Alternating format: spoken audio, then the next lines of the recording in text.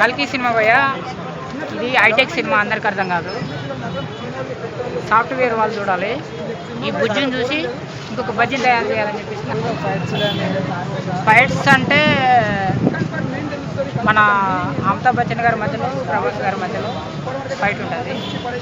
ఆ సినిమాలో అదొకటే హైలైట్. చాలా బ్రహ్మాండంగా ఉంది.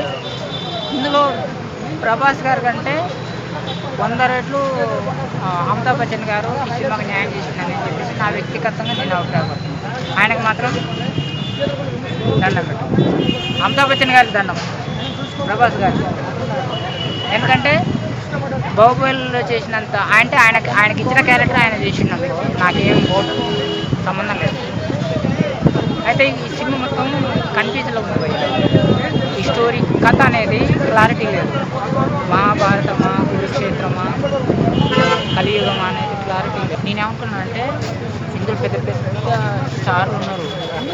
ఆ స్టార్లు ఉంటే రాజమౌళి గారు ఆ స్టార్లను పెడుతుంటే ఇంత బలిపోవాలి. రోమాలు లెక్కకొస్తాయి అంటారు చూడు, అట్లా లేవాలి. ఏది లేవాలి, అన్నీ పనుకుంటాయి. అంటే సినిమా బాగాలేదంటున్నారు. బాగాలేదని అట్లే నాలాంటి వాళ్ళకు ఒకసారి చూసి అర్థం కాదు, నాలాంటి వాళ్ళు 4 సార్లు చూడాలి. సాఫ్ట్వేర్లకు అయితే ఒకసారి అర్థమవుతుంది. అర్థం కాలేదన్న దానికి బాగలేదన్న దానికి తేడా ఉంటుంది. అది చెప్పండి, స్టోరీ చెప్పండి. మన మిత్రుడు అడుగుతున్నారు.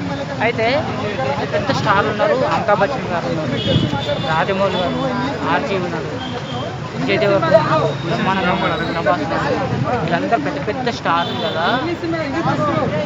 ఈ బాహుబలి అనేది ఈ కల్కి అనే అరేబియా సముద్రం కింద కొట్టుకొని పోతుంది. ఆయన ఇది పెద్ద సునామీ, కల్కి సునామీ, ఇంత పెద్ద స్టార్లు ఉన్నారు, కొట్టుకొని పోతుంది అని చెప్పేసి ఎక్కడో ఆలోచించాను నేను.